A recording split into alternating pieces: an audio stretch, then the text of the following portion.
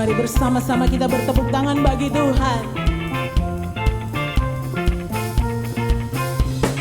Tiada terukur besar kasih setiamu Tuhan, panjang dan lebarnya melebihi lautan, jauh tinggi mengatasi langit, jalannya tak dapat kuselami, kasih setiamu besar selamanya, kasih setiamu besar selamanya. Hatiku bersyukur, jiwaku memuji, mulutku pun bersorak memuji Engkau, Yesus.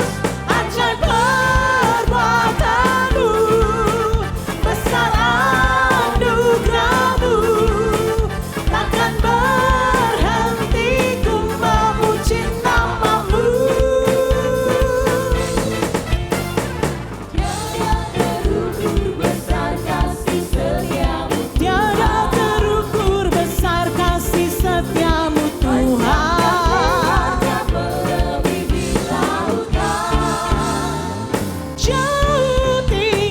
jauh tinggi mengatasi langit, dalamnya tak dapat kuselami, kasih setiamu besar selamanya, kasih setiamu besar selamanya. Katakan, hatiku bersyukur, hatiku bersyukur, jiwaku memuji, mulutku pun bersorak memuji Engkau, Yesus. Ajaib perbuatanmu, besar anugerahmu, takkan berhenti ku memuji namamu. Tiada terukur besar kasih setiamu, tiada terukur besar kasih setiamu Tuhan,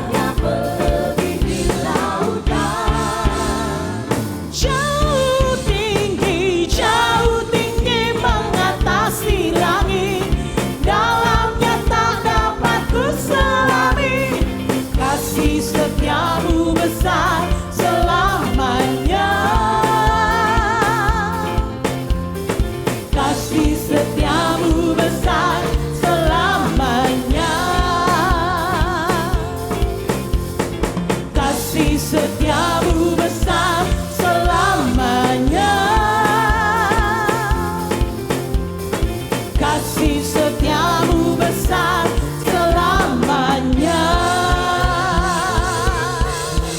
Puji nama Tuhan. Shalom bagi kita semua umat Tuhan dimanapun kita berada. Ini adalah ibadah online Gereja Sitri Pemulihan Kupang. Kita sungguh bersyukur kalau hari ini kita boleh ada, kalau hari ini kita boleh bernafas. Itu semua karena kebaikan dan kesetiaan Tuhan.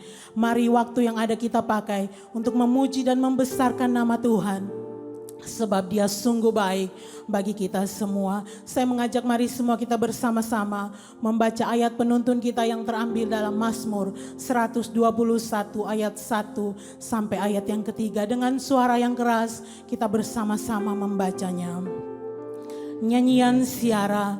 Aku melayangkan mataku ke gunung-gunung, dari manakah akan datang pertolonganku? Pertolonganku ialah dari Tuhan yang menjadikan langit dan bumi. Ia takkan membiarkan kakimu goyah, penjagamu tidak akan terlelap. Mari semua bersama-sama umat Tuhan, kita tundukkan kepala dan kita berdoa.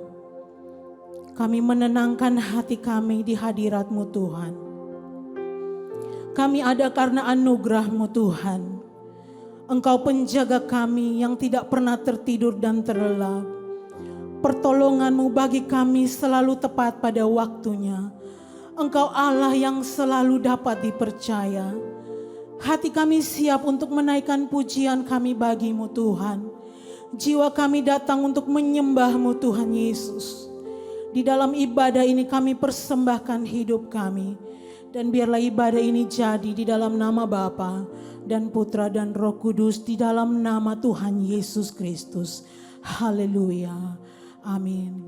Saya mengajak mari Bapak Ibu yang ada di rumah, semua kita bangkit berdiri dan kita mau menyembah Tuhan. Sebab Engkau Tuhan yang memegang setiap nafas kami Tuhan. Tuhan tak pernah terlambat dan tak pernah terlalu cepat. Tuhan selalu tepat waktu dan tak pernah Dia ingkar janji. Kuasa-Mu sungguh tak terbatas, keajaiban-Mu tiada batas, kasih-Mu tak terselami. Aku kan bersandar dan mengandalkan-Mu, Yesus. Kejayaan-Mu tiada batas, kebesaran-Mu tiada batas. Sebab bagi-Mu Tuhan tiada yang mustahil, ku aman dalam-Mu. Ini doa kami Tuhan, ini pujian kami. Engkau Allah yang tidak pernah terlambat menolong kami Tuhan. Haleluya. Tuhan tak pernah terlambat dan tak pernah terlalu cepat. Tuhan selalu tepat waktu dan tak pernah Dia mari angkat tanganmu dan sembah Tuhan. Kuasa-Mu, kuasa-Mu sungguh tak terbatas, keajaiban-Mu tiada batas, kasih-Mu tak terselami. Aku kan bersandar dan mengandalkan-Mu, Yesus. Kejayaan-Mu tiada batas, kebesaran-Mu tiada batas. Sebab bagi-Mu Tuhan tiada yang mustahil, ku aman dalam-Mu.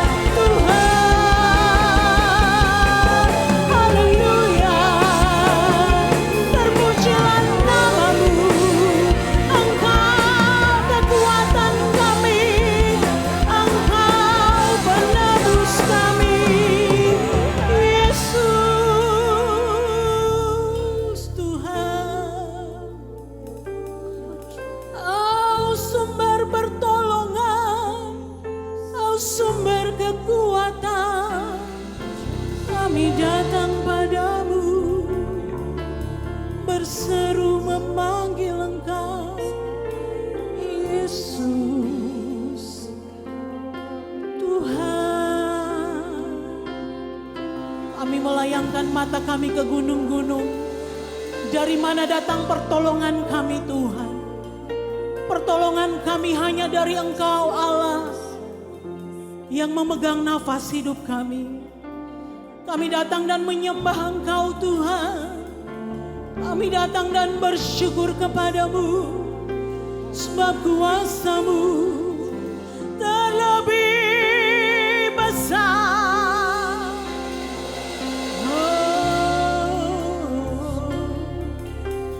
Sama-sama katakan, kuasa-Mu terlebih besar, Tuhan.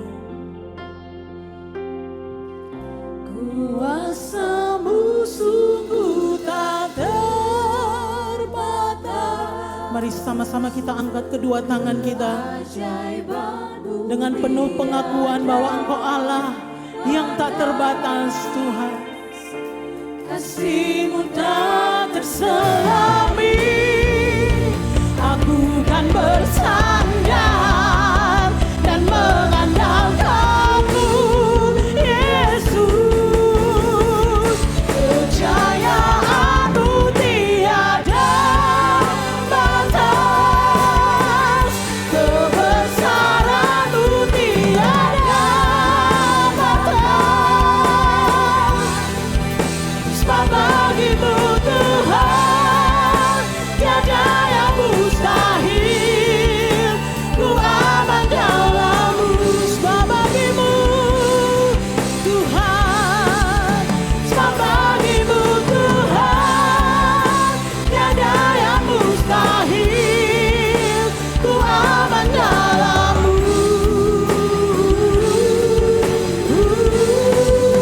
Sebab bagi-Mu, Tuhan, tiada yang mustahil.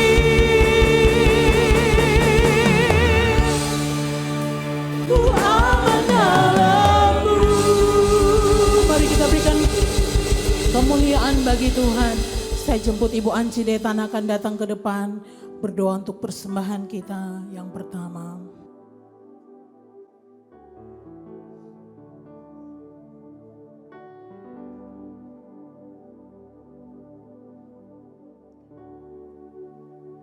Mari kita satu hati dalam doa, kita berdoa. Kami sangat bersyukur Tuhan atas anugerah-Mu yang luar biasa dalam hidup kami. Kami bangga memiliki Engkau Allah yang tidak pernah meninggalkan kami dalam hidup kami.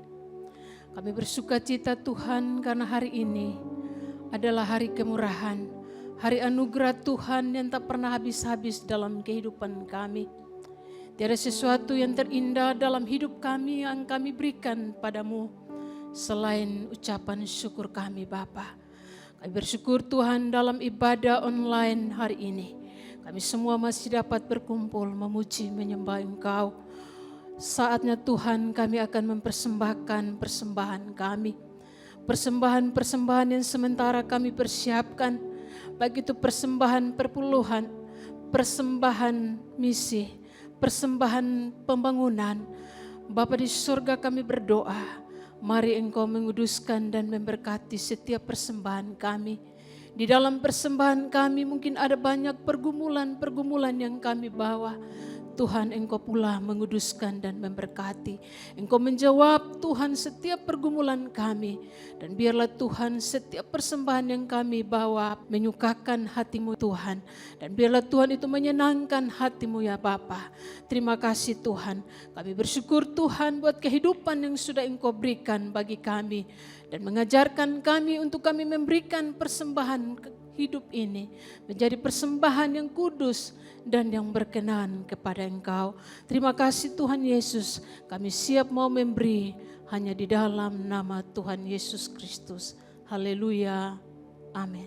Baik Bapak Ibu Saudara-saudari, kami persilakan untuk duduk kembali dan kami juga persilakan Bapak Ibu untuk membawa korban persembahan di rumah masing-masing dan kemudian akan dibawa ke rumah Tuhan Gereja Sitri Pemulihan Kupang dengan cara dan keterangan yang ada di layar Bapak Ibu Saudara-saudari. Selamat memberi, Tuhan Yesus memberkati.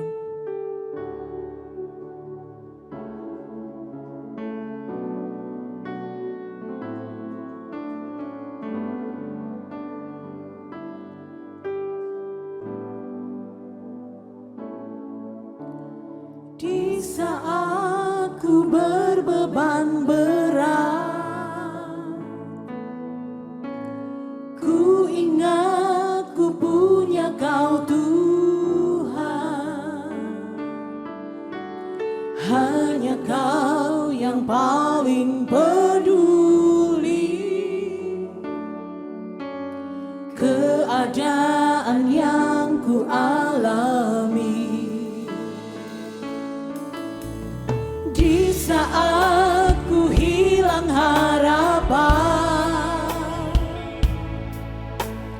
ku berlari padamu Tuhan. Hanya Kau yang paling mengerti jalan ke. Mari semua kita bangkit berdiri dan kita persiapkan hati untuk mendengar firman Tuhan.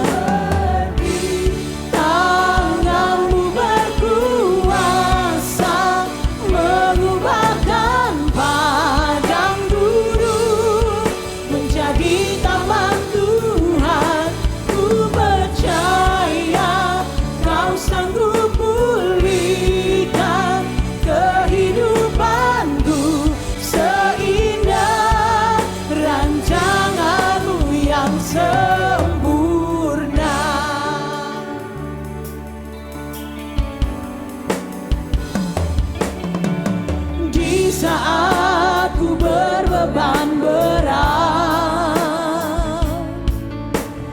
ku ingat ku punya Kau Tuhan.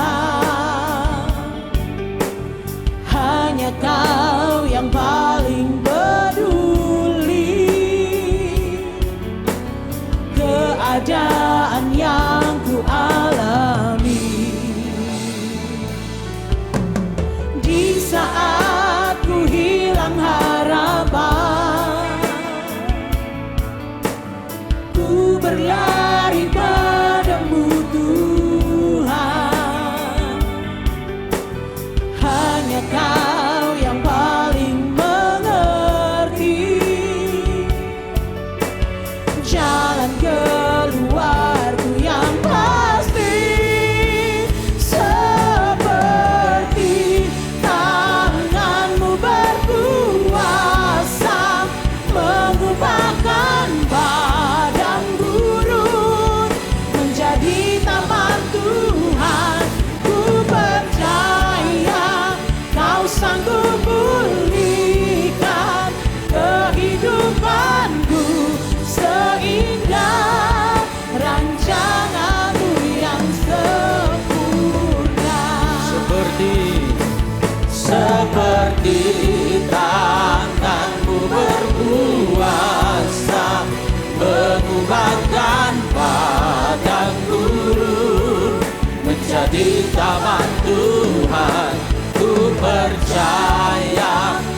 sanggup pulihkan kehidupanku seindah rancangan-Mu.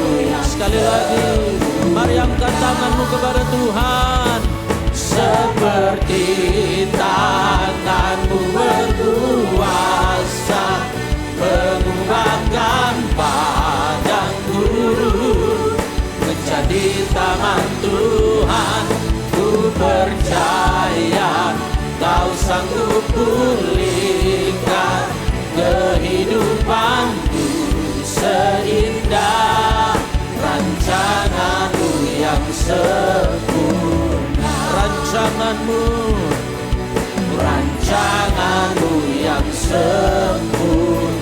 Rancangan-Mu Tuhan, rancangan-Mu yang sempurna. Beri kemuliaan yang paling meriah bagi Tuhan. Haleluya, haleluya. Benar Tuhan, Engkau Allah yang sanggup, Engkau Allah yang dapat, Engkau Allah yang berkuasa mengubah keadaan kami. Kami aman di dalam Engkau. Kami tidak perlu takut, kami tidak perlu gentar, kami tidak perlu khawatir. Sebab kami punya Tuhan yang perkasa dan ajaib. Terima kasih Bapa di sorga, buat pujian dan penyembahan yang sudah naik kepadamu. Biarlah itu berkenan kepadamu Bapa, dan saatnya Engkau bicara bagi kami, saatnya Engkau nyatakan isi hatimu bagi kami. Bicara bagi kami Tuhan apa yang Engkau mau. Biarlah kami dipuaskan, kami disegarkan, kami dipulihkan, kami didewasakan. Kami bertumbuh di dalam kebenaran firman-Mu. Hamba-Mu yang Kau percayakan di dalam nama Tuhan Yesus. Ada dalam pengurapan-Mu yang ajaib Tuhan.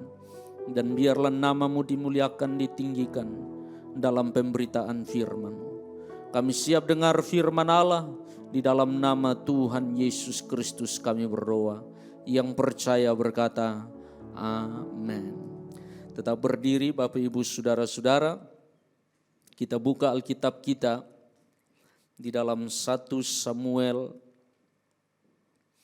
pasal 30 ayat yang pertama sampai ayat yang ke-10. 1 Samuel 30 ayat yang pertama sampai ayat yang ke-10. Kalau Bapak Ibu sudah dapat, kita membacanya bersama-sama. 1 Samuel 30, 1 sampai 10, 1, 2, 3.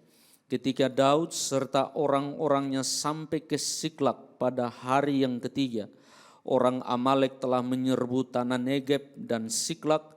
Siklak telah dikalahkan oleh mereka dan dibakar habis.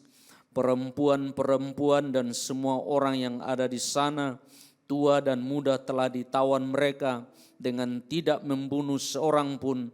Mereka menggiring sekaliannya kemudian meneruskan perjalanannya. Ketika Daud dan orang-orangnya sampai ke kota itu, tampaklah kota itu terbakar habis dan istri mereka serta anak mereka yang laki-laki dan perempuan telah ditawan. Lalu menangislah Daud dan rakyat yang bersama-sama dengan dia itu dengan nyaring sampai mereka tidak kuat lagi menangis. Juga kedua istri Daud ditawan, yakni Ahinoam perempuan Yisrael dan Abigail bekas istri Nabal orang Karmel itu. Ayat 6, dan Daud sangat terjepit karena rakyat mengatakan hendak melempari dia dengan batu. Seluruh rakyat itu telah pedih hati, masing-masing karena anaknya laki-laki dan perempuan. Tetapi Daud menguatkan kepercayaannya kepada Tuhan Allahnya. Lalu Daud memberi perintah kepada Imam Abiatar bin Ahimelek, bawalah efod itu kepadaku. Maka Abiatar membawa efod itu kepada Daud. Ayat 8, kemudian bertanyalah Daud kepada Tuhan, katanya, haruskah aku mengejar gerombolan itu? Akan dapatkah mereka kususul? Dan ia berfirman kepadanya, kejarlah, sebab sesungguhnya engkau akan dapat menyusul mereka dan melepaskan para tawanan. Ayat 9, lalu pergilah Daud beserta ke-600 orang yang bersama-sama dengan dia, dan sampailah mereka ke sungai Besor. Sementara orang-orang yang mau tinggal di belakang berhenti di sana. Ayat 10, maka Daud melanjutkan pengejaran itu beserta 400 orang. 200 orang yang terlalu lelah untuk menyeberangi sungai Besor itu berhenti di sana. Puji Tuhan, silakan duduk Bapak Ibu Saudara-saudara. Salam. Saya senang sekali bisa berdiri di hadapan Bapak Ibu Saudara-saudara sekalian dalam ibadah online gereja kita C3 atau Sitri Pemulihan Kupang. Dan hari ini kita akan masuk ke seri yang ketiga di bulan Juni, yaitu penghiburan di tengah badai. Penghiburan di tengah badai. 1 Samuel 30 adalah pasal yang menjelaskan, menggambarkan dengan cukup detail, dengan cukup jelas keadaan terendah dari kehidupan Daud, atau apa yang sering kita sebut titik nadir kehidupan seseorang. Dalam keadaan yang sangat rendah, sangat low, Daud berada paling bawah dalam keadaan pelariannya dari kejaran Saul ini, Bapak Ibu Saudara. Pasal 30 dari 1 Samuel ingin menjelaskan, memberikan kepada kita hikmat, memberikan kepada kita gambaran, menasihati kita apa yang harus kita lakukan ketika badai kehidupan datang menerpa saudara secara tiba-tiba dan menghempaskan saudara pada bagian paling bawah dari kehidupan saudara. Nah, saudara sudah belajar bersama saya. Kita belajar bersama-sama di seri yang pertama, Daud lari ke beberapa kota dan dia tidak diterima, lalu dia harus bersembunyi di gua. Seri yang kedua kita belajar dari gua, Daud lari dan bersembunyi di padang gurun Yehuda atau padang gurun Zif. Suatu hari di pasal 30 ini, sebelum masuk pasal 30 ini, di pasal 27, 28, 29, saudara belajar di rumah, di satu hari Daud merasa bahwa kalau dia lari ke daerah musuh, maka Saul akan berhenti mengejar dia. Dan memang benar, waktu Daud memutuskan lari ke daerah orang Filistin, yaitu ke daerah Gad, ke Raja Akis di daerah Gad, maka Saul berhenti mengejar dia. Nah, saya jelaskan kepada saudara apa yang terjadi. Daud lari ke sana dan dia menghadap Raja Akis dan dia bilang, izinkan saya tinggal di daerahmu. Waktu dia menghadap Raja Akis dan meminta tinggal di daerahnya, dia berkata, berikanlah kepadaku Siklak. Jadi dia pergi bertemu Akis di Gad, lalu dia bilang, berikanlah kepada saya Siklak, saya mau tinggal di Siklak. Saya akan jelaskan kepada saudara petanya. Dan Raja Akis berkata, silakan tinggal di Siklak. Nah, Bapak Ibu Saudara, ini petanya, saya jelaskan kepada Bapak Ibu Saudara, ini padang gurun Yehuda. Di daerah pinggir Laut Mati ada padang gurun Yehuda, padang gurun Zif. Dari sini satu hari Daud bilang, saya mau ke Gad. Di sini ada Raja Akis. Waktu dia sampai di sana, dia minta bilang, Raja Akis, kalau bisa berikan kepada saya Siklak. Jadi ini Akis, ini Gad, dan ini Siklak. Dia tinggal di Siklak. Alkitab berkata dia tinggal di daerah ini 1 tahun 4 bulan dia ada di sana. Dan selama Daud ada di Siklak, dia melakukan ekspansi militer, peperangan kepada orang-orang Girsi, orang-orang Gesur, orang-orang Amalek di daerah sini. Satu hari Alkitab berkata di pasal yang ke-29, kalau saya tidak salah, Alkitab berkata ada peperangan antara bangsa Israel dengan bangsa Filistin. Dalam hal ini Raja Akis. Dan akhirnya bangsa Filistin atau orang-orang di sini pergi ke Afek. Peperangannya ada di sini.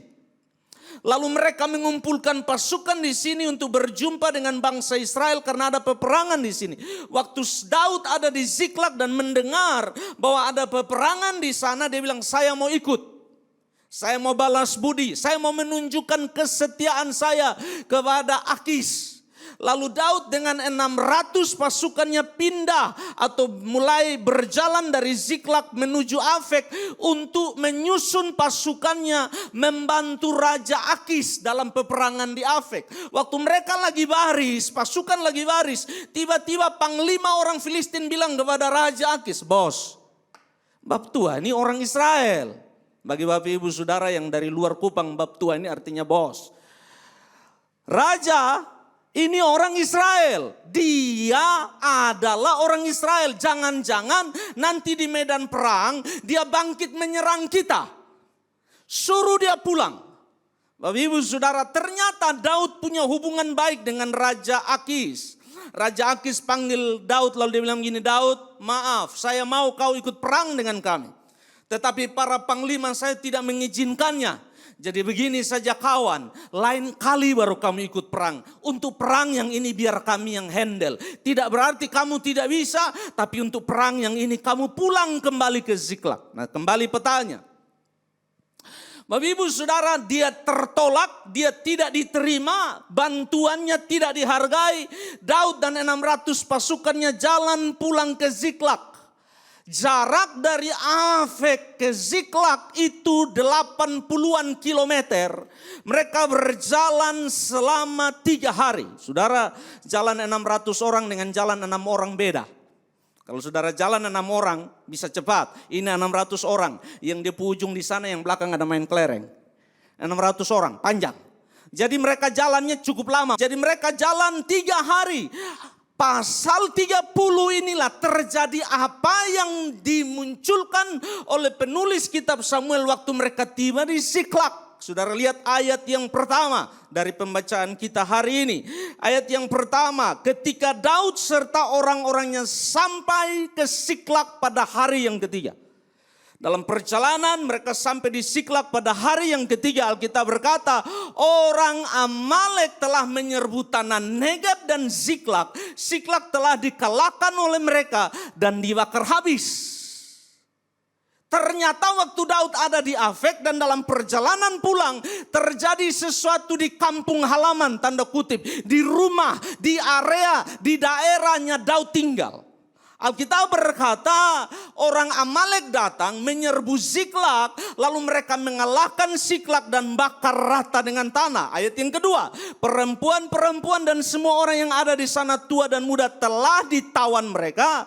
Dan berikut Alkitab berkata dengan tidak membunuh seorang pun. Jadi tidak ada orang yang dibunuh, tapi mereka menggiring sekaliannya. Dengan kata lain, mereka menggiring semua yang mereka dapat. Mau manusia, mau hewan, mau binatang, semua jarahan, semua harta kekayaan. Mereka ambil, yang tidak bisa mereka bawa, mereka bakar. Rata dengan tanah, abu. Waktu Daud tiba, yang ada di Ziklag adalah debu dan abu dan arang dan asap. Tidak ada apa-apa. Bapak Ibu Saudara, saudara bayangkan ini. Daud tidak mengantisipasi ini datang. Tiba-tiba Bapak Ibu Saudara sesuatu terjadi. Tiba-tiba kehidupan membawa dia sampai di titik nadir. Sampai di titik terendah kehidupannya. Yang ada di depannya hanyalah debu, abu, arang dan asap. Dan istri dan anak-anaknya tidak tahu ada di mana. Harta kekayaannya tidak ada. Segala sesuatu ludes dan bersih. Daud menemukan kenyataan pahit ini berdiri di depannya.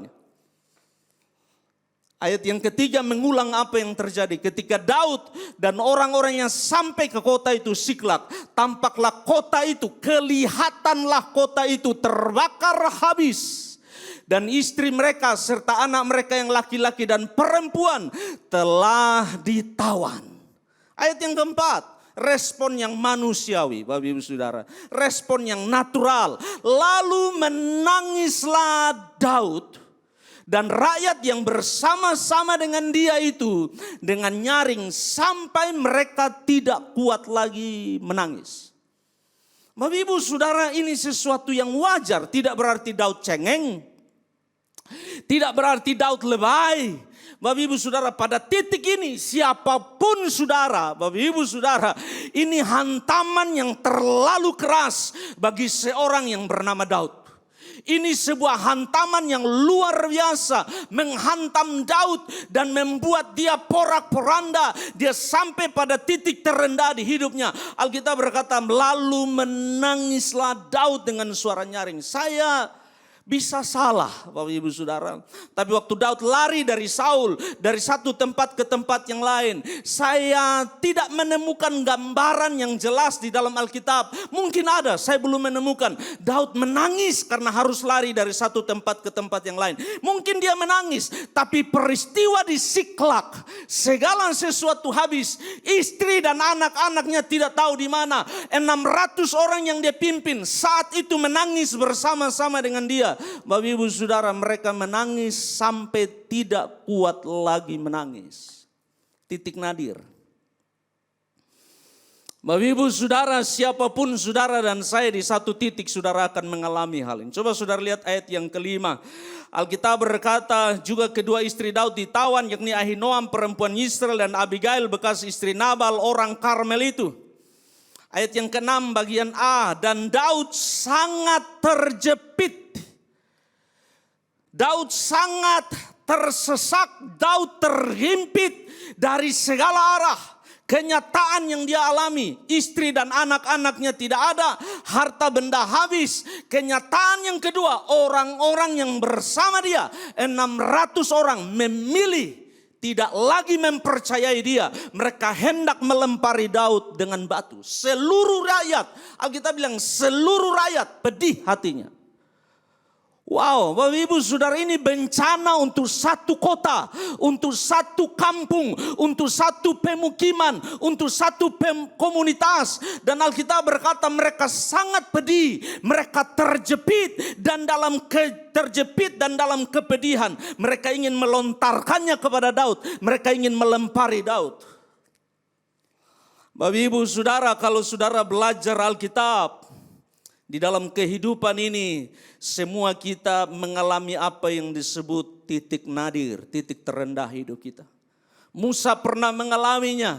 Dari kehidupannya yang ada di istana, dia harus lari sebagai seorang pelarian, pergi tinggal bersama mertuanya dan menjadi seorang gembala di padang gurun.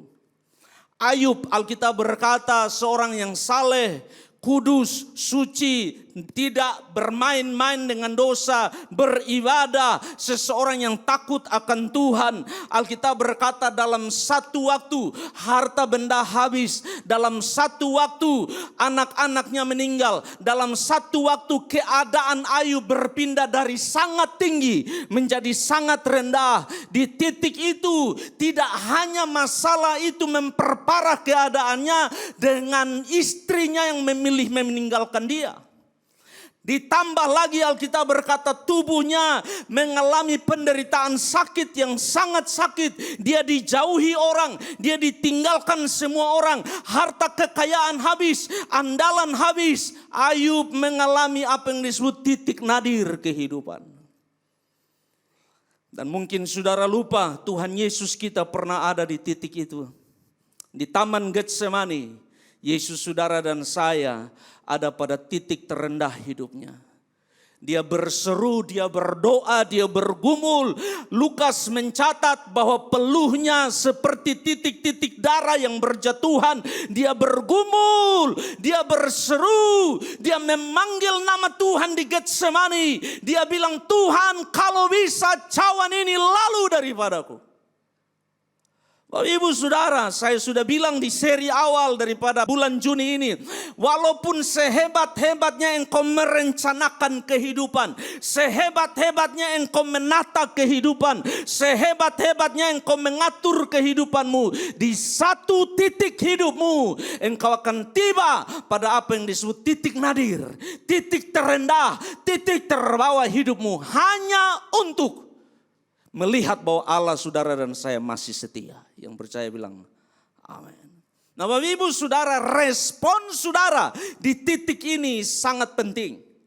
Sikap yang saudara ambil, pilihan yang saudara ambil di titik ini sangat penting. Sebab pilihan yang saudara ambil menentukan saudara bangkit dari keadaan yang sangat rendah ini dan berkemenangan. Atau pilihan saudara membuat engkau makin terpuruk, makin hancur dan tenggelam dan hilang. Pilihan saudara menentukan saudara bangkit. Atau pilihan saudara menentukan saudara selesai. Dan lihat apa yang Daud lakukan. Kita akan belajar dari Daud. Ayat yang ke-6 bagian B. Tetapi Daud. Oh saudara, kalau baca ayat 6. Nada ini, kalau ini adalah lagu. Kalau ini adalah sebuah lagu yang dinyanyikan, maka nadanya tiba-tiba berubah. Intonasinya, suasananya tiba-tiba berubah.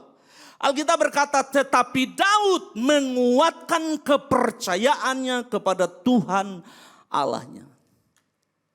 Wow.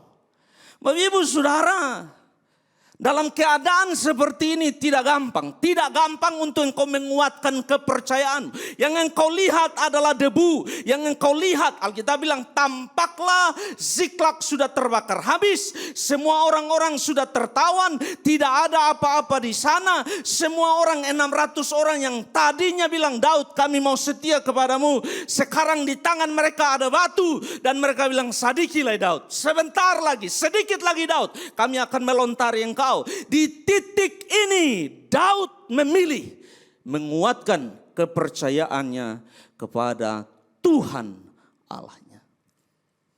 Bapak Ibu, ini pilihan yang tidak gampang. Kenapa Bapak Ibu Saudara? Sebab di titik ini Bapak Ibu Saudara, logika Saudara, emosi Saudara menguasai Saudara. Dan sangat susah untuk engkau mengambil keputusan iman, keputusan rohani yang benar di hadapan Allah. Sangat susah. Saudara pernah ada di sana dan saudara tahu apa yang saya maksudkan. Waktu saudara ada dalam air mata, waktu saudara ada dalam penderitaan, waktu saudara ada dalam susah, waktu saudara ada dalam bencana, sangat susah. Saudara tahu firman, saudara tahu kebenaran, saudara tahu segala sesuatu yang pernah engkau terima. Tapi di titik itu, kalau emosi ambil alih hidup saudara, kalau feelings ambil alih hidup saudara, kalau logika ambil alih hidup saudara, saudara tidak bisa melihat dengan mata iman apa yang Tuhan mau di hidup saudara. Yang percaya bilang, amin. Bapak Ibu Saudara, logikanya adalah cepat bertindak. Logikanya adalah mari kita buat sesuatu. Logikanya adalah mari sudah. Mungkin mereka belum terlalu jauh. Mungkin mereka baru di sana. Kita masih bisa kejar mereka. Kita masih bisa selamatkan beberapa. Tapi Alkitab berkata, Daud tahu di titik ini sangat penting. Dia belajar menguatkan kepercayaannya kepada Allah. Yang percaya bilang, amin. Bapak Ibu Saudara, menguatkan kepercayaan adalah apa yang Tuhan bicara berulang kali kepada Yosua. Tuhan bilang begini, Yosua engkau yang akan pimpin bangsa ini. Saya sudah mengkhotbahkan itu, Bapak Ibu sudah mengikutinya. Engkau yang akan memimpin bangsa ini memasuki dan memiliki tanah yang kujanjikan kepadamu dan kepada bangsa Israel. Hanya kuatkan dan teguhkanlah hatimu, jangan tawar. Bapak Ibu Saudara, kenapa menguatkan hati, menguatkan kepercayaan ini penting? Bahasa Ibrani untuk kata menguatkan kepercayaan artinya begini, menggabungkan diri dengan pihak yang tepat dan benar dan yang paling kuat. Saya ulang, menggabungkan diri dengan pihak yang tepat dan benar dan yang paling kuat. Nah, saya baca ulang ayat yang ke-6b dan saudara lihat baik-baik. Tetapi Daud memilih menguatkan kepercayaannya kepada Tuhan Allahnya. Logikanya berkata, orang-orang di sekelilingnya bicara, ayo buat sesuatu, ayo buat sesuatu, mari bertindak sesuatu. Daud memilih ikut dan bergabung dengan Tuhan. Daud memilih bergabung, menggabungkan diri dengan Allah, menggabungkan diri dengan pihak yang paling tepat, dengan pihak yang paling benar, dan dengan pihak yang paling kuat. Daud memilih merapatkan diri kepada Allah. Bapak Ibu Saudara, di titik ini tidak gampang. Khotbah gampang, bicara gampang, tapi waktu yang kau alami tidak gampang. Saya mau bilang kepada saudara, tidak gampang. Merapatkan diri kepada Allah dalam air mata. Merapatkan diri kepada Allah di dalam bencana. Menggabungkan diri kepada Allah di dalam keadaan di mana segala sesuatu di depan saudara debu dan abu. Saudara bilang, aduh, bukankah itu yang harus kita lakukan sebagai orang beriman? Benar. Istri Ayub adalah orang beriman juga. Tetapi waktu badai, waktu debu, waktu bencana datang, istri Ayub bilang, kutukilah Allah dan mati Ayub. Masih maukah engkau menyembah dia? Ayub memilih merapatkan diri kepada Allah. Daud juga ikut memilih merapatkan diri kepada Allah. Meneguhkan kepercayaan berarti saudara dengan sadar, dengan matang, berdasarkan pertimbangan yang dalam dan rohani. Engkau berkata, jika saya tenggelam di dalam putus asa, di dalam kecewa, di dalam pahit, kalau saya tenggelam di dalam duka, dalam kesedihan, kalau saya tenggelam di dalam penyesalan diri dan saya tidak memilih merapatkan diri, saya tidak memilih menguatkan diri, saya tidak memilih mendekatkan diri kepada Allah, selesai hidup saya. Itu yang Daud bilang. Waktu seseorang merapatkan diri kepada Allah, dia harus memilih dan mengambil keputusan. Benar logika, benar ide, benar input, benar hal-hal yang lain datang. Tetapi Daud memilih merapatkan diri, memilih menggabungkan diri dengan Allah. Bukan berarti pendapat manusia tidak benar. Bukan berarti pendapat manusia tidak kita perlukan. Kita butuh pendapat manusia. Kita butuh pendapat orang lain. Tetapi mereka menjadi secondary. Mereka menjadi sekunder. Mereka menjadi bukan yang primer. Mereka bukan menjadi yang utama. Yang utama adalah posisikan dirimu rapat, bergabung bersama-sama dengan Allah. Yang percaya bilang amin. Alkitab bilang begini di ayat yang ke-6 bagian B. Tetapi Daud menguatkan kepercayaannya, menguatkan imannya kepada Tuhan Allahnya. Nah, saya ingin saudara lihat kepada Tuhan Allahnya. Statement Tuhan Allahnya punya 3 makna. Yang pertama, Tuhan Allahnya sedang bicara Tuhan Allah perjanjian, covenant. Daud sedang bilang, saya punya janji, saya punya covenant dengan seorang atau satu pribadi yang namanya Tuhan dan Allah. Dan karena covenant ini saya memilih mendekat kepada dia. Yang percaya bilang amin. Yang kedua, setelah perjanjian, yang kedua adalah personal atau pribadi. Tuhan Allahnya Daud. Mungkin bagi orang lain di titik itu mereka mulai deny Allah. Mereka mulai menyangkal Tuhan. Mereka bilang, kalau begini saya melayani lah. Kalau begini tidak lagi ikut Tuhan. Kalau begini hidup susah begini. Saya tidak mau cinta Tuhan. Saya tidak mau iring Tuhan. Saya tidak mau melayani Tuhan. Untuk apa saya beribadah? Untuk apa saya cinta Tuhan? Untuk apa saya berdoa? Kalau ternyata hidup susah begini. Daud berkata, tetapi Daud menguatkan kepercayaannya kepada Tuhan Allahnya. Private, personal, pribadi. Orang lain boleh tidak mengakui. Saudara dan saya memilih mengakui Tuhan Allah kita adalah Allah yang besar. Yang percaya bilang amin. Yang ketiga, jadi dia perjanjian covenant. Yang kedua dia personal. Tuhan Allahnya yang ketiga, maknanya yang ketiga adalah pengalaman. Dalam statement ini Daud bilang gini, aku memilih menguatkan kepercayaan saya kepada Tuhan Allahku yang sudah terbukti pengalaman. Sudah terbukti dahsyat, sudah terbukti setia, sudah terbukti selalu ada, sudah terbukti menolong saya, sudah terbukti menjaga saya sampai titik ini, sudah terbukti tidak pernah meninggalkan saya. Perjanjian yang kedua pribadi, yang ketiga pengalaman. Ini membawa Daud kepada yang keempat, pilihan. Daud bilang, aku memilih menguatkan kepercayaan saya kepada Tuhan Allah saya. Yang percaya bilang amin. Bapak Ibu Saudara, pergumulan, persoalan, tantangan, apakah membawa saudara jauh dari Tuhan atau justru membawa saudara rapat dengan Tuhan? Saya ulang, pergumulan, persoalan, masalah, air mata, kebangkrutan, kegagalan, sakit, penyakit, apakah itu membawa saudara lebih dekat kepada Allah, lebih rapat kepada Allah, menggabungkan diri dengan Allah, atau justru membuat saudara meninggalkan Allah? Saudara perhatikan baik-baik teladan yang Daud berikan bagi kita. Alkitab berkata, Daud memilih bergabung, memilih menguatkan, memilih merapatkan diri dengan Tuhan Allahnya. Bagaimana caranya seseorang merapatkan diri? Bagaimana caranya seseorang menguatkan kepercayaannya kepada Allah? Sudah jelas, karena yang dikuatkan adalah iman. Maka iman adalah syarat mutlak waktu seseorang ingin menguatkan kepercayaannya kepada Allah. Nah, saya ingin saudara tangkap ini baik-baik. Tangkap ini.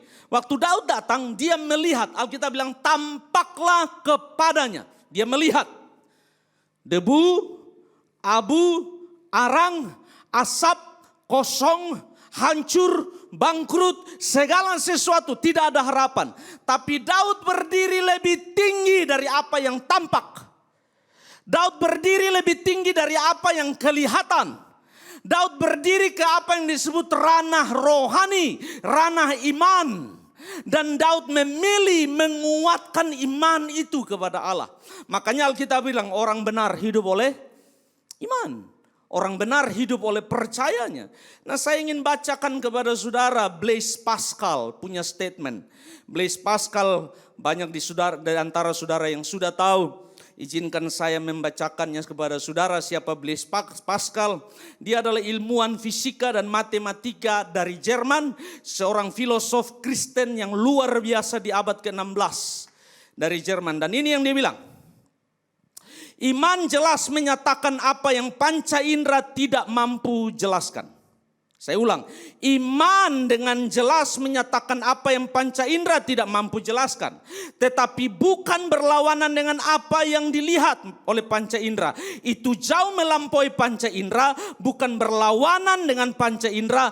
Karena panca indera tidak mampu melihat apa yang iman mampu lihat. Wow. Bapak Ibu Saudara, kalau indera saudara tidak mampu melihat, tidak berarti dia tidak ada. Yang percaya bilang, amin. Saya ulang, kalau indera saudara tidak mampu melihat, tidak berarti dia tidak ada. Kalau engkau tidak mampu melihat dengan matamu kesembuhan, tidak berarti tidak ada kesembuhan. Iman saudara berkata ada kesembuhan. Yang percaya bilang amin. Kalau indera saudara berkata, oh tidak mungkin saya bisa bangkit dari bisnis saya di musim yang berat ini. Tidak berarti tidak mungkin. Allah bisa mengubah keadaan saudara dalam satu malam. Yang percaya bilang amin. Kalau indera saudara berkata tidak ada harapan. Logika saudara berkata tidak mungkin lagi ada harapan bagi rumah tangga saya, bagi pernikahan saya. Tidak berarti Tuhan tidak bisa tolong. Yang percaya bilang amin. Tuhan masih sanggup tolong saudara dan saya. Indera tidak bisa membatasi iman. Menurut Blaise Pascal. Blaise Pascal bilang kalau indera saudara tidak bisa lihat. Memang indera saudara dan saya terbatas. Ada hal-hal yang tidak bisa dilihat oleh indera. Dan itu hanya bisa dilihat oleh apa yang disebut iman. Dan itu yang Daud lakukan. Daud melihat dengan iman. Dan dia menguatkan kepercayaannya kepada Allah. Yang kedua, apa yang Daud lakukan? Ayat yang berikut, sudah lihat ayat yang berikut. Lalu Daud memberi perintah kepada Imam Abiatar bin Ahimelek, bawalah efod itu kepadaku, pakaian imam. Maka Abiatar membawa efod itu kepada Daud, ayat 8. Saudara lihat ini baik-baik, baca bersama saya dan saudara lihat ini baik-baik. Kemudian bertanyalah Daud kepada Tuhan. Katanya, haruskah aku mengejar gerombolan itu? Kelihatan bodoh. Masa masih tanya lagi. Tapi itu yang Daud mau lakukan. Haruskah aku mengejar gerombolan itu? Akan dapatkah mereka kususul? Dan ia berfirman kepadanya, kejarlah sebab sesungguhnya engkau akan dapat menyusul mereka dan melepaskan para tawanan. Ayat 9, lalu dari hasil tanya Tuhan, dari hasil konfirmasi dari Allah, baru Daud bertindak. Ayat 9, lalu pergilah Daud berserta ke 600 orang yang bersama-sama dengan dia dan sampailah mereka ke sungai Besor, sementara orang yang mau tinggal di belakang berhenti di sana. Ayat yang ke-10, maka Daud melanjutkan pengejaran itu beserta 400 orang, 200 orang yang terlalu lelah untuk menyeberangi sungai Besor itu berhenti di sana. Saya jelaskan kepada saudara. Yang kedua, Yang harus engkau lakukan waktu engkau ada di titik nadir hidupmu. Waktu engkau ada di paling bawah hidupmu. Waktu badai yang besar tiba-tiba menghantam saudara. Dan saudara tidak prepare. Saudara tidak siap. Tiba-tiba badai itu datang dan menghantam saudara. Apa yang harus saudara lakukan? Yang kedua, berserah kepada kehendak Allah. Bapak Ibu saudara-saudara lihat tindakannya Daud. Ayat 7. Lalu Daud memberi perintah kepada Imam Abiatar, bawalah efod itu kemari. Waktu Daud bilang bawa efod, pasti 600 orang bilang, kotong pembos saking sedihnya susahnya bisa lihat dengan jelas. Kalau bagi Bapak Ibu yang di luar sana, raja kita sudah terlalu sedih, matanya tidak bisa melihat lagi dengan jelas. Apa fungsinya efod dalam keadaan ini? Kalau ada orang-orang di sekeliling Daud yang orangnya pragmatis atau praktis orangnya, orang yang praktis, dia akan bilang begini, ayo kotong kejar sudah. Mari kotong buat sesuatu. Kok kenapa lagi ambil ini baju? Ayat yang berikut, ayat yang ke-8. Alkitab berkata, kemudian bertanyalah Daud kepada Tuhan. Nah saya mau kasih tahu saudara, yang tanya ini bukan orang yang baru belajar pegang pedang. Yang tanya ini dia punya skill perang yang luar biasa. Ini orang sudah biasa main pedang. Ini orang sudah biasa pimpin pasukan. Ini orang sudah biasa perang. Skillnya Daud ada untuk menyelesaikan masalah ini. Tapi dia melepaskan skillnya dan dia belajar berserah kepada Allah. Yang percaya bilang, Daud mampu Bapak Ibu Saudara. Kenapa harus tanya Tuhan? Kenapa tidak bertindak saja? Kenapa tidak buat sesuatu saja? Kalau saudara baca ini dan engkau bilang, Daud, what are you doing? Apa yang kau lakukan? Kejar sudah. Siapa tahu kita masih bisa selamatkan sesuatu. Atau kita bisa selamatkan seseorang. Tapi Bapak Ibu Saudara, bukankah hidup dan mati ada di tangan Tuhan? Yang percaya bilang, amin. Daud melihat dengan iman. 600 orang melihat dengan indera. Mereka berkata kalau terlambat maka kematian. Bagi Daud terlambat atau tidak, kematian dan hidup ada di tangan Tuhan. Yang percaya bilang amin. Daud lalu bertanyalah Daud, haruskah aku mengejar gerombolan itu? Akan dapatkah mereka kususul? Lalu firman Tuhan kepadanya, Tuhan lalu bicara, kejarlah sebab sesungguhnya engkau akan dapat menyusul mereka dan melepaskan para tawanan. Berdasarkan kehendak Allah itulah, berdasarkan konfirmasi dari Allah itulah, baru Daud beserta 600 orang pergi. Di titik ini izinkan saya tambahkan sesuatu. Kemungkinan di titik ini ada 1.000 dan 1.000 lebih orang yang berada di bawah kepemimpinan Daud. 600 pasukan, plus istri, plus anak. Yang kita dengar selama ini 600 orang. Tapi saudara tidak ingat bahwa ada sekian ratus yang sedang ditawan. Dan itu adalah istri dan anak-anak. Jadi kemungkinan ada 1.000 lebih orang yang Daud bertanggung jawab atas mereka. Di titik itu saudara kalau tidak hati-hati bahaya. Daud mulai berpikir, Tuhan haruskah saya kejar mereka? Saya sudah punya pengalaman, saya sudah punya skill, saya sudah terlatih, saya sudah biasa perang, saya sudah biasa lawan orang Amalek, saya tahu strategi mereka, saya tahu cara mereka. Tetapi Daud memilih berserah kepada kehendak Allah. Yang percaya bilang amin. Nah saya ingin kasih tahu Bapak Ibu Saudara, berserah bukan berarti saudara tidak bisa buat apa-apa. Berserah adalah saudara bisa buat apa-apa. Tapi saudara memilih melakukan apa-apa yang Tuhan mau, bukan yang saudara mau. Yang percaya bilang amin. Saya ulang, berserah bukan berarti saudara tidak bisa buat apa-apa. Berserah berarti saudara bisa buat apa-apa. Tapi saudara memilih buat apa-apa yang Tuhan mau, bukan yang saudara mau. Dan itu yang dilakukan oleh Yesus. Saudara ingat Yesus 2000 tahun yang lalu. Saudara dan saya tahu Yesus bisa buat apa saja yang dia mau. Dia 100% Allah, dia 100% manusia. Yang percaya bilang amin. Yesus sanggup buat apa saja Bapak Ibu Saudara. Dia bisa buat apa saja. Tapi di Taman Getsemani itu 3 kali Yesus bilang begini, bukan kehendakku yang jadi, tetapi kehendakmu lah yang jadi. Bapak Ibu Saudara, berserah kepada kehendak Allah tidak gampang. Berserah dan taat dan ikut kehendak Allah bukanlah hal yang mudah. Kenapa? Berserah kepada kehendak Allah menuntut saudara harus taat dan ikut kehendak Allah. Waktu saudara memilih menguatkan kepercayaanmu, waktu engkau memilih bergabung bersama Allah, engkau sedang memilih taat dan ikut rencana Allah. Yang percaya bilang amin. Poin 1 dan poin 2 ini sangat berhubungan. Engkau tidak bisa menguatkan kepercayaanmu kepada Allah dan bertindak menurut yang kau mau. Tidak bisa. Engkau memilih menguatkan kepercayaanmu dan merapat kepada Allah, mendekat kepada Allah. Maka pada saat itu engkau sedang bilang kepada Allah, saya memilih taat dan ikut apa yang kau mau. Yang percaya bilang, amin, dan itu yang Daud lakukan. Dalam melakukan kehendak Allah, Bapak Ibu Saudara, saya ingin menyentuh sesuatu yang penting. Ayat yang ke-9 kalau saya tidak salah. Coba ayat 9. Lalu pergilah Daud berserta 600 orang. Bersama-sama dengan dia sampailah mereka ke sungai Besor. Coba petanya.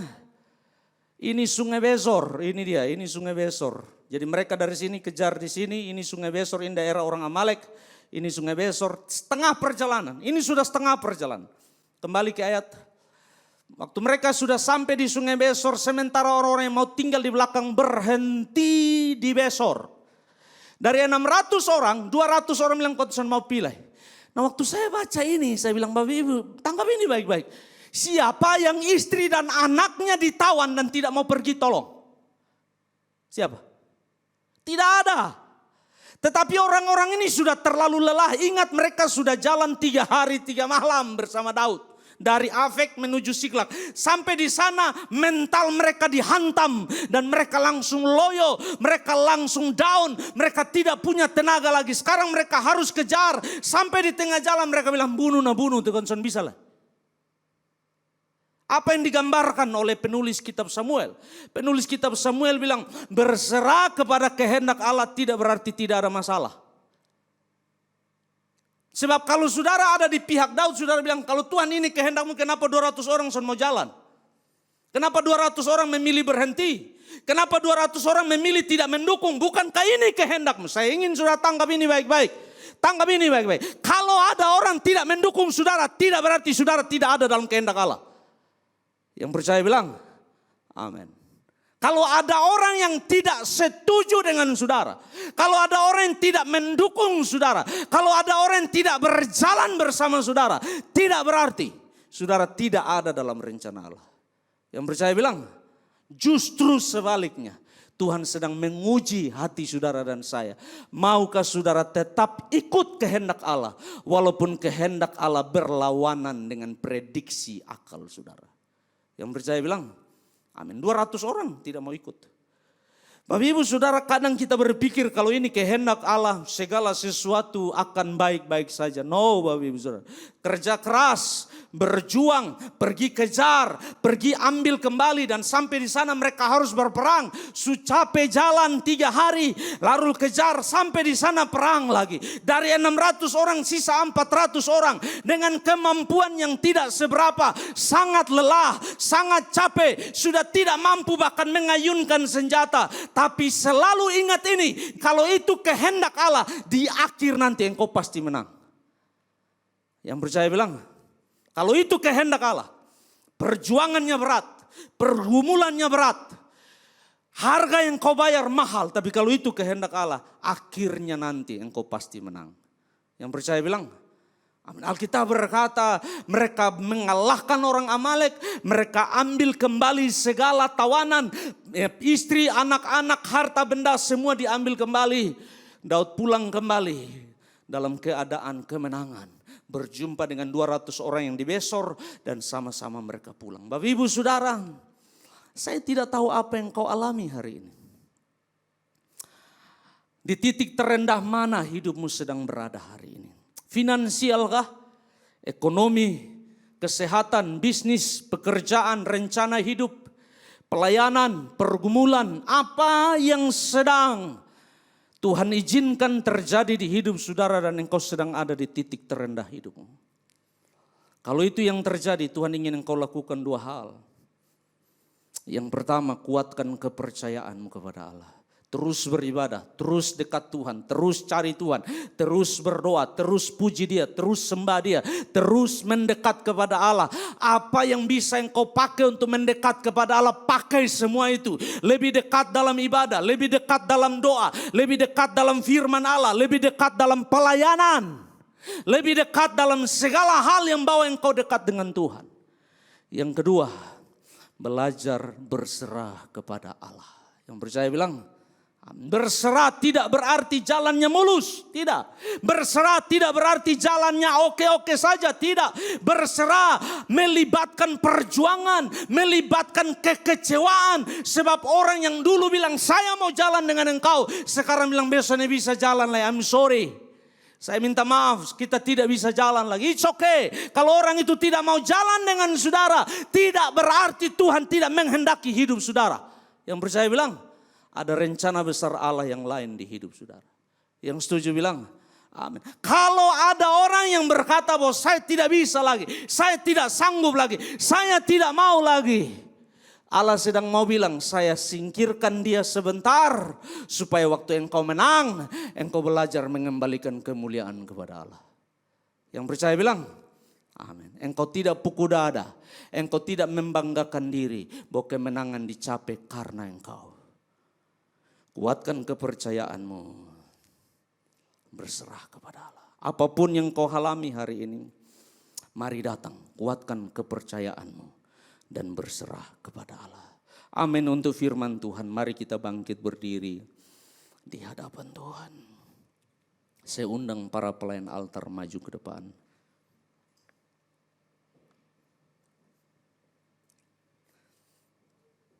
Engkau yang lebih tahu cara untuk membuka jalan bagiku Tuhan.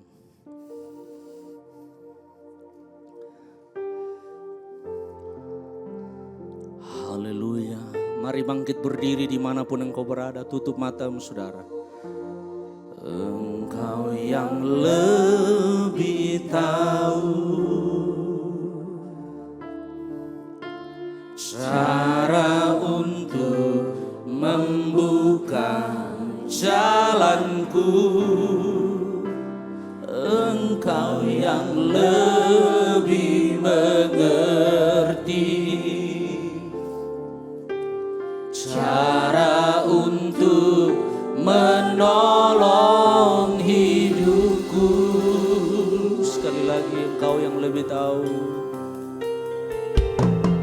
Engkau yang lebih tahu cara untuk membuka jalanku. Engkau yang lebih mengerti cara untuk menolong. Mari angkat tangan saudara, engkau yang ada di rumah. Ku percaya Kau Tuhan yang tak pernah gagal, menjadikanku lebih dari pemenang. Ku percaya Kau Tuhan yang tak pernah lalai menepati janji.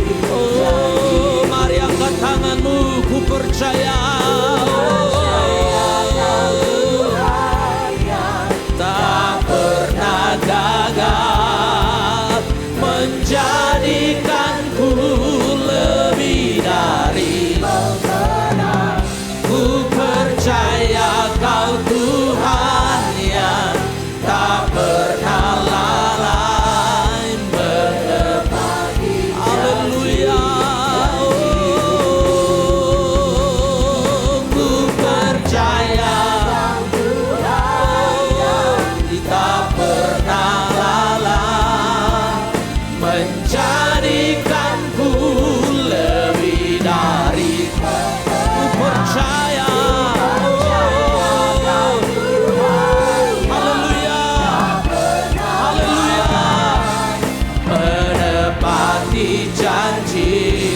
menepati janji-janjimu, menepati janji-janjimu.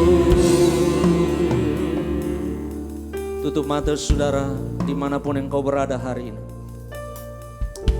Kalau engkau sedang ada di titik nadir, dan engkau yang pernah ada di sana tahu seperti apa rasanya. Tempat bersandar hancur, yang engkau banggakan meninggalkan engkau. Yang ada di hadapanmu hanya debu, abu, asap dan arang.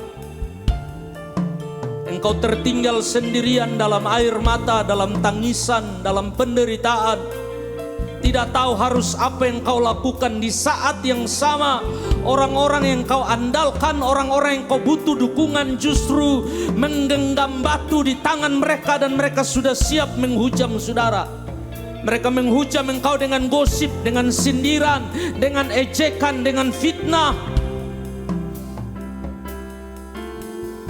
Engkau ada di Siklak, duduk dalam debu dan abu dan air mata.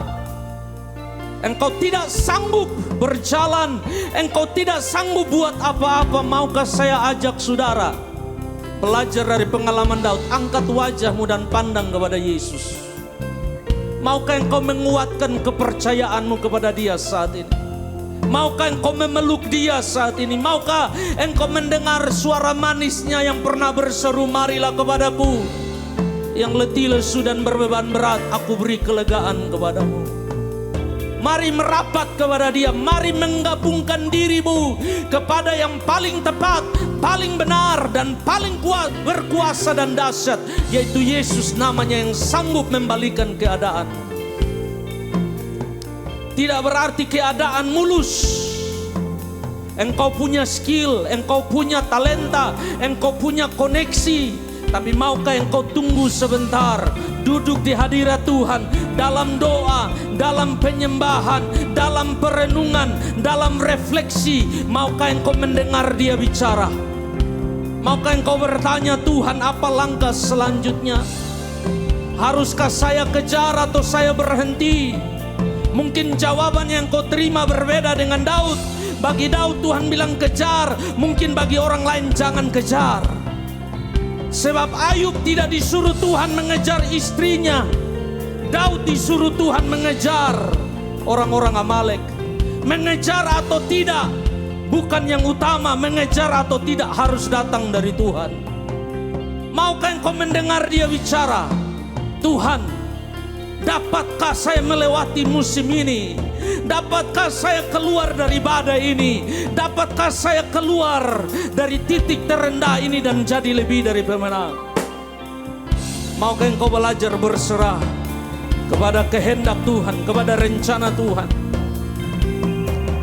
dan ikut apa yang Dia mau? Kalau itu saudara, dimanapun engkau berada, di rumah, di jalan, di kantor, di mana saja, kalau engkau mau didoakan dan engkau berkata, saya mau menguatkan kepercayaan saya mau berserah kepada Allah. Maukah engkau angkat tangan bersama saya dimanapun engkau berada? Angkat tanganmu kepada Dia. Ku percaya Kau Tuhan, haleluya, tak pernah, haleluya, menjadikanku. Terima kasih Yesus.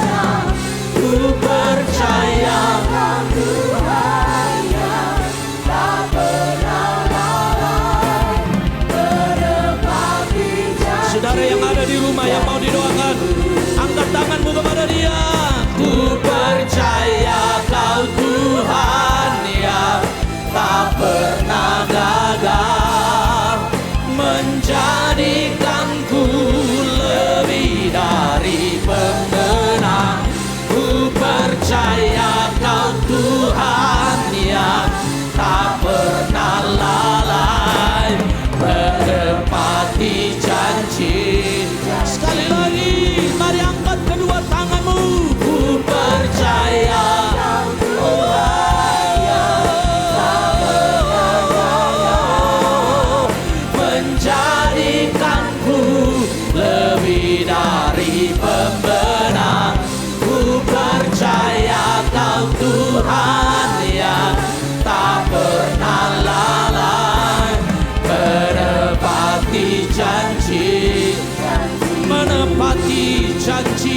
janji, menepati janji, menepati janji-janjimu, menepati janji-janji.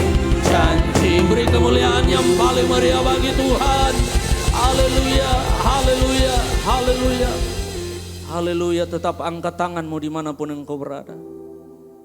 Kalau engkau tidak keberatan, satu tangan ada di atas hatimu, satu engkau buka di hadapan Tuhan. Tanda penyerahan, tanda melekat, tanda mendekat, tanda engkau mau menguatkan kepercayaanmu kepada Dia. Bapa di sorga, engkau melihat tangan yang terangkat, engkau melihat tangan yang tertumpang di atas hati kami. Bapa, ini musim yang berat. Kami tidak tahu harus berbuat apa. Kami tidak tahu harus bagaimana. Kami terjepit, terhimpit. Kami sesak. Kami tidak tahu jalan keluar. Apa yang harus kami lakukan. Berat. Air mata, penderitaan, pergumulan, persoalan menerpa, menekan kami, dan kami ada di titik terendah hidup kami. Tapi hari ini firman-Mu mengajarkan kepada kami selalu ada hari esok. Selalu ada pertolongan, selalu ada mujizat, selalu ada cara Tuhan menolong. Pilihan yang kami buat hari ini, kami memilih mendekat, kami memilih menguatkan kepercayaan kami. Kami memilih percaya, kami memilih yakin bahwa kalau Allah mengizinkan sesuatu terjadi, pasti untuk mendatangkan kemuliaan bagi namanya. Kami memilih menguatkan kepercayaan dan yakin bahwa Engkau tidak pernah salah dalam keputusan dan jalan-jalan-Mu. Pilihan ini menentukan kami bangkit atau tidak. Pilihan ini menentukan kami maju atau tidak. Pilihan ini menentukan kami menang atau kalah. Tolong kami untuk menguatkan kepercayaan kami. Pada saat yang sama, tolong kami Tuhan, ada di antara kami yang sedang bertanya, sedang mencari, sedang meminta kehendak-Mu jadi dalam hidupnya. Tuhan, menanti tidak gampang. Berserah kepada kehendak Allah menuntut ketaatan, menuntut penantian, menuntut refleksi yang dalam, menuntut kami sabar, menunggu, dan waktu kami mendengar, yakin bahwa ini yang Tuhan mau, kami memilih melakukannya walaupun kekuatan kami habis, walaupun tenaga kami habis, kami memilih jalan dalam kehendak Allah. Kalau dalam perjalanan itu ada yang memilih melepaskan kami, ada yang memilih meninggalkan kami, ada yang memilih tidak sanggup lagi jalan bersama kami, Tuhan, kami punya Engkau, Allah yang berjanji tidak pernah meninggalkan kami, Allah yang berjanji menyertai kami. Justru Engkau lakukan itu untuk menunjukkan bahwa di satu titik waktu saya jadi lebih dari pemenang, segala pujian, segala hormat, segala kemuliaan kembali kepadamu. Terima kasih Bapa untuk semua hati, semua tangan, semua doa, semua air mata yang sudah mengalir dan sudah berseru kepadamu. Engkau tolong, Engkau jawab, Engkau berkati. Saatnya Tuhan kami beri korban persembahan. Ini bagian dari ibadah kami. Kami mau beri yang terbaik, bukan yang setengah, bukan yang sisa. Engkau layak menerima yang terbaik dari hidup kami. Berkati korban persembahan kami Bapa. Biarlah ini berkenan kepadamu dan memuliakan nama-Mu. Di dalam nama Tuhan Yesus Kristus kami siap memberi. Yang percaya berkata, amin.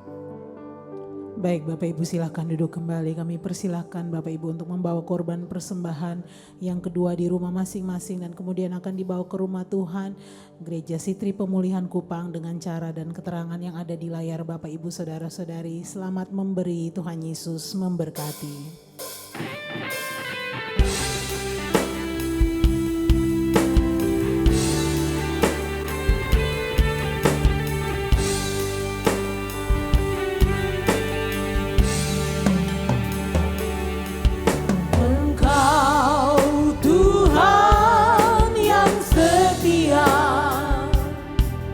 Waktumu selalu yang terbaik. Engkau Tuhan sandaranku, dan ku hanya kan berharap padamu.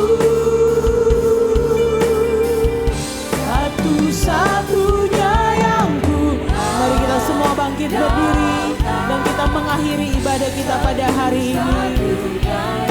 Ku percaya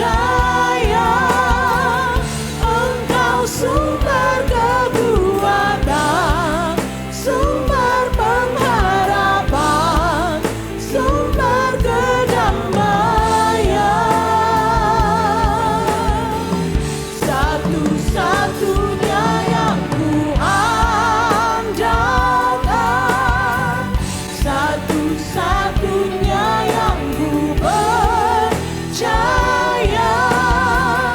Engkau Tuhan memberkati, Tuhan penyembuhku, Tuhan pemulihku.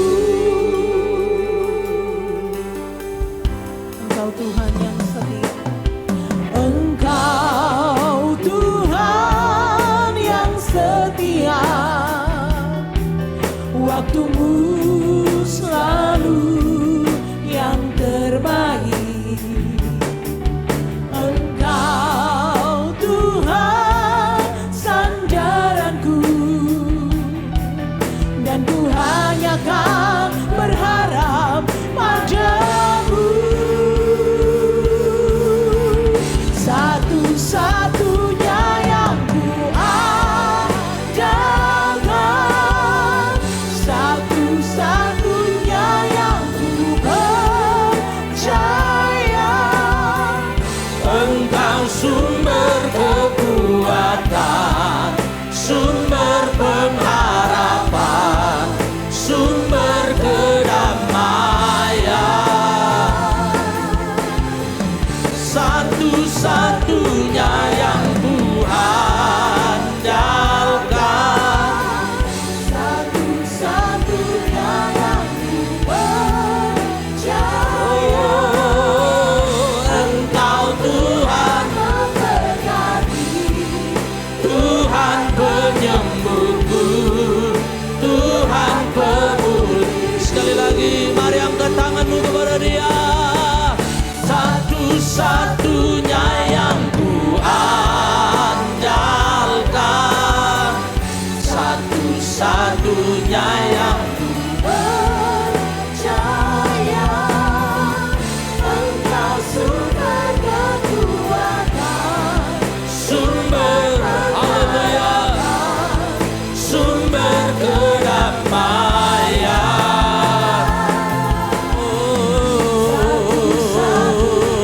Haleluya. Satu-satunya yang ku percaya. Engkau Tuhan memberkati, Tuhan penyembuh, haleluya, Tuhan pemulihku. Engkau Tuhan, Engkau Tuhan memberkati, Tuhan penyembuhku, Tuhan pemulih. Engkau Tuhan, oh, Engkau Tuhan memberkati, Tuhan penyembuhku. Tuhan beri kemuliaan bagi Tuhan. Haleluya, haleluya. Benar Tuhan, Engkau satu-satunya yang kami andalkan, Engkau satu-satunya yang kami percaya, Engkau satu-satunya yang kami harapkan, tidak ada yang lain. Di tengah-tengah titik nadir badai hidup yang menerpa, Engkau satu-satunya sandaran kami, Engkau satu-satunya pertolongan kami. Dan kami memilih menguatkan kepercayaan kami kepadamu. Kami memilih berserah kepadamu. Terima kasih untuk pimpinan Tuhan dalam ibadah online kami hari ini. Namamu dimuliakan, ditinggikan. Kami berdoa saat ini menyerahkan seluruh umatmu yang mengikuti ibadah ini secara online dimanapun berada. Jemaat Sitri Pemulihan Kupang maupun para simpatisan yang mengikuti ibadah ini, di dalam nama Yesus, perlindungan, berkat, penyertaan Tuhan atas seluruh umatmu. Lindungi umatmu khususnya dari serangan wabah virus corona. Kami berdoa di dalam nama Yesus umat-Mu terjaga, terlindungi, terhindar dari wabah ini. Kami menyerahkan bangsa dan negara kami, Indonesia, pulihkan bangsa kami, pulihkan negeri kami Tuhan. Buat pemimpin-pemimpin bangsa kami yang sedang bekerja keras mencegah dan menyelesaikan wabah virus corona ini, Tuhan tolong. Bapak Presiden Wakil dan seluruh jajarannya, Bapak Gubernur Wakil dan seluruh jajarannya, Bapak Wali Kota Kupang Wakil dan seluruh jajarannya, para bupati di kabupaten, di seluruh provinsi NTT ini, di dalam nama Yesus ditolong Tuhan. Seluruh tenaga kesehatan medis, TNI, Polri, Satgas COVID-19 dimanapun berada, yang bekerja keras dan berada di baris depan untuk menyelesaikan, mencegah menyebarnya wabah virus corona, perlindungan, pertolongan Tuhan ada atas semua mereka. Kami berdoa khusus buat para pasien yang sudah positif terkena virus corona. Kami berdoa di dalam nama Yesus kesembuhan, pemulihan turun atas umat-Mu. Kami berdoa Tuhan Yesus menolong semua umat-Mu yang sedang terkena dampak dari virus corona, bisnis, usaha, pekerjaan, rumah tangga, pendidikan, masa depan yang sedang kena dampak daripada virus corona. Kami berdoa di dalam nama Yesus, Tuhan pulihkan. Kami menyerahkan jiwa-jiwa yang terhilang. Kalau saat ini ada hati-hati dan jiwa yang berkata, saya mau terima Yesus sebagai Tuhan dan Juru Selamat, kami berdoa di dalam nama Yesus, masuk dalam hati mereka, jadi Tuhan, jadi Juru Selamat di hidup mereka. Keselamatan ada dalam hidup mereka. Kami berdoa buat kebutuhan gereja kami serahkan ke dalam tangan-Mu. Pembayaran tanah gereja, pembangunan gereja, biaya sewa gedung gereja, kami serahkan ke dalam tangan-Mu, Allah yang akan mencukupkannya bagi kami. Terus memberkati seluruh jemaat simpatisan umat Tuhan yang mengasihi pelayanan pekerjaan Tuhan gereja C3 Pemulihan Kupang, yang mendukung dengan semua korban-korban janji iman, persembahan, taburan, perpuluhan, pembangunan misi. Allah balas, memberkati berlipat kali ganda. Di dalam nama Yesus berkat-Mu turun atas umat-Mu. Umat Tuhan, ibadah kita telah selesai. Kedangkan tangan-Mu pandang kepada Yesus dan terima berkat Allah. Allah mengarahkan wajahnya kepada kita, menyinari kita dan memberi kita damai sejahteranya. Diberkatilah rumah tangga-Mu, diberkatilah pernikahan-Mu, diberkatilah anak-anak dan cucu-cucu-Mu, Engkau diberkati. Diberkatilah bakul-Mu, diberkatilah ternak-Mu, diberkatilah ladang-Mu, sawah-Mu, Engkau diberkati. Bisnis, profesi, karir, usaha, pekerjaan, apapun yang dikerjakan tangan-Mu Tuhan buat berhasil. Diberkatilah pendidikan, cita-cita masa depan-Mu. Diberkati rencana-rencana hidup-Mu, Engkau diberkati. Kiranya damai, sejahtera Allah Bapa yang melampaui segala akal dan pikiran memelihara hati dan jiwa kita di dalam Yesus Kristus Tuhan. Kasih Kristus yang abadi tinggal bersama kita dalam persekutuan, pengajaran, penghiburan. Kuasa Roh-Nya yang kudus tinggal menyertai kita sekalian, mulai hari ini sampai Tuhan Yesus datang yang kedua kali. Semua berkat yang besar ini kita sambut dan terima di dalam nama Bapa dan Putra dan Roh Kudus, di dalam nama Tuhan Yesus Kristus. Yang percaya berkata amin. 1, 2, 3 Salam. Silakan duduk Bapak Ibu Saudara-saudara. Saya Gembala Gereja C3 Pemulihan Kupang, Pendeta Charles Besi, mengucapkan selamat hari Minggu kepada semua Bapak Ibu Saudara-saudara dimanapun berada. Saya berdoa Bapak Ibu Saudara-saudara sekalian terus dijagai, dilindungi, diberkati Tuhan. Terus patuhi aturan-aturan pemerintah dalam konteks pencegahan penyebaran virus corona, menjaga jarak, hidup dalam kesehatan yang terkontrol sehingga semua kita terhindar dari wabah ini. Dan pada saat ini saya ingin menyampaikan pengumuman khusus kepada seluruh jemaat Sitri Pemulihan Kupang bahwa sesuai hasil rapat gembala dan tua-tua jemaat gereja C3 Pemulihan Kupang, maka pada tanggal 5 Juli 2020 kita akan memulai ibadah offline atau ibadah bersama di gedung gereja yang akan dibuka dan dimulai dengan perjamuan kudus di bulan Juli. Protokol, tata cara, hal-hal yang perlu untuk disampaikan berkaitan dengan ibadah ini akan disampaikan kepada semua jemaat melalui WA Group Jemaat Gereja C3 Pemulihan Kupang.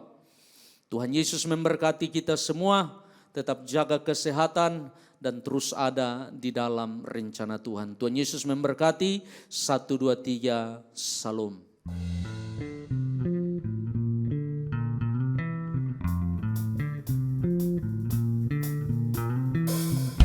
Mari bersama-sama kita bertepuk tangan bagi Tuhan.